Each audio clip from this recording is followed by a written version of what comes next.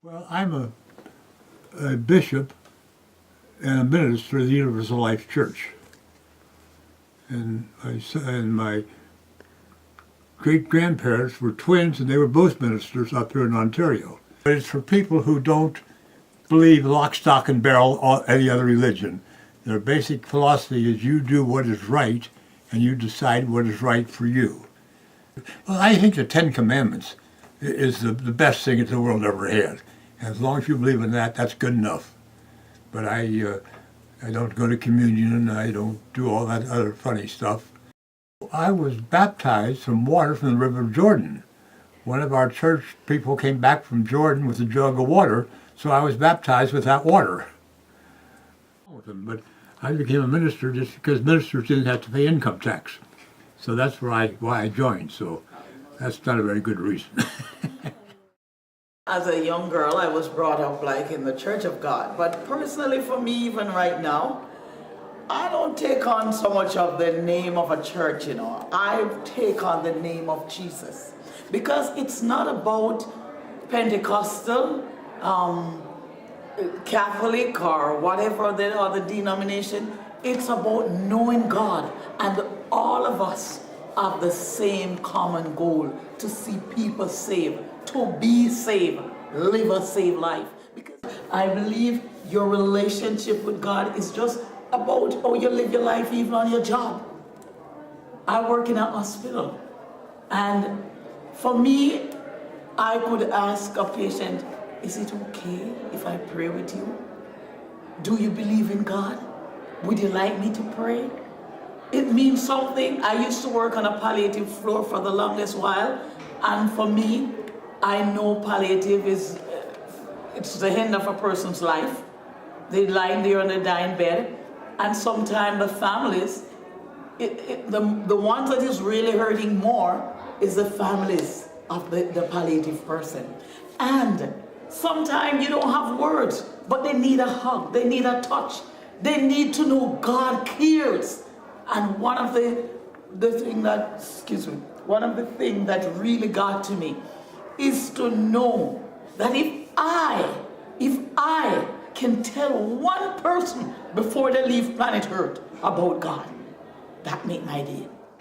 It's not always being in a church service, but it's always about acknowledging God in the highest place and the lowest place. And he became that first place. I'm not saying it easy. There are days when you feel so alone, you feel so stressed. But there's one thing: when you cry in the name of the Lord, and when you get into that little secret place with him, where you can pour out your heart to him, you know he hears you. I used to work in synagogue. Very good experience for me as a Muslim to work in a Jewish environment. I came to understand that we're having the same idea, we're having the same belief. It's just we use different name. And one day I came on Saturday, and the rabbi was actually reading some of his song, Solomon. Yeah. And I stand there. I couldn't believe. My hair almost will stand. If I had hair that time, I don't remember. But it was really my skin was kind of numb. And I loved it so much.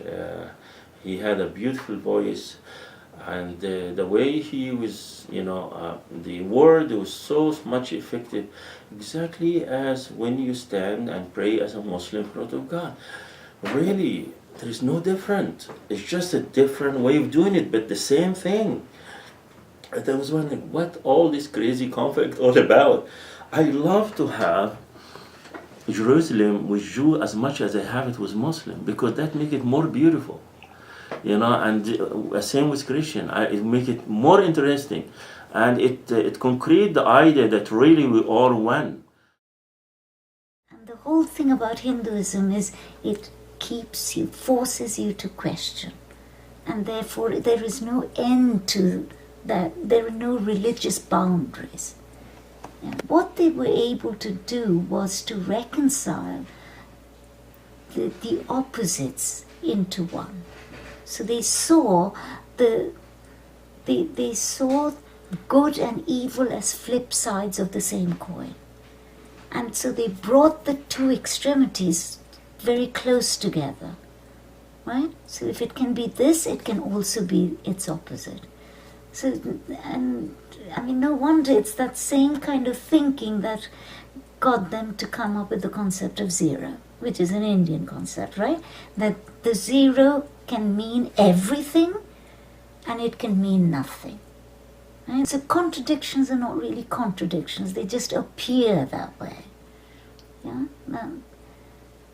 And so then this whole notion that all this is imagination, that this is just, yeah, all of that makes sense. Yeah.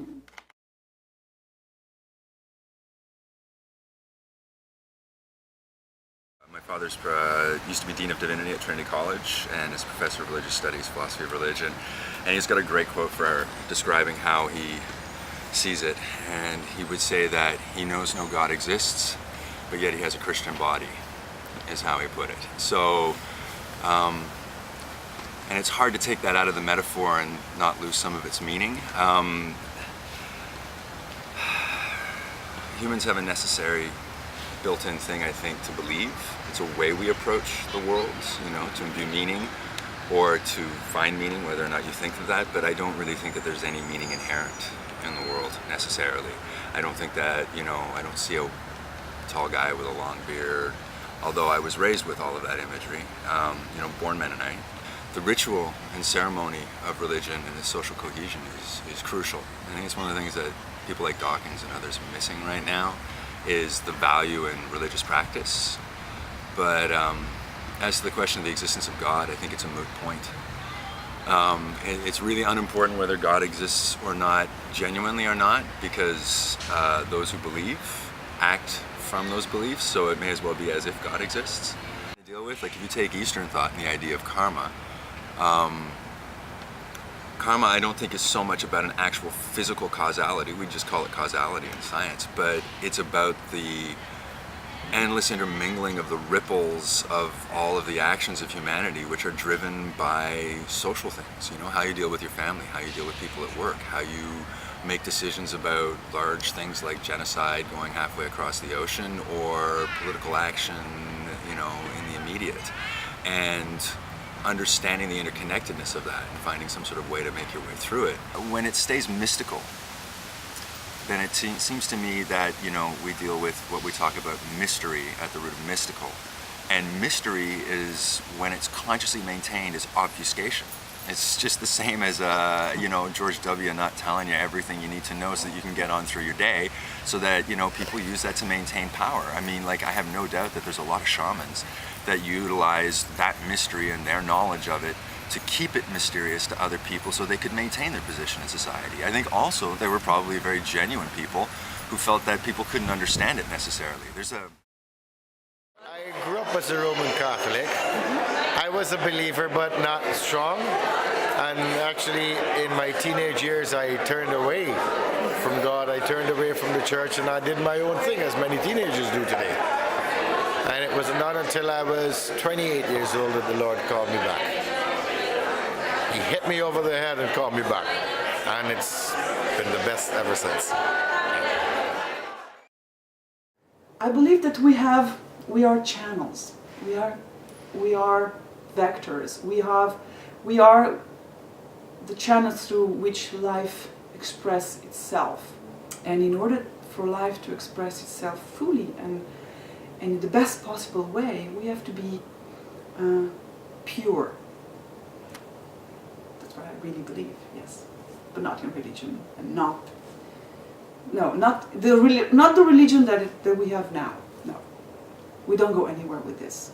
When we are with life, and I had many experiences about that. It's like being in a state of grace. When we have this deep connection with life, we are in a state of grace, and everything is wonderful. Everything is marvelous. Our lives are full of small miracles.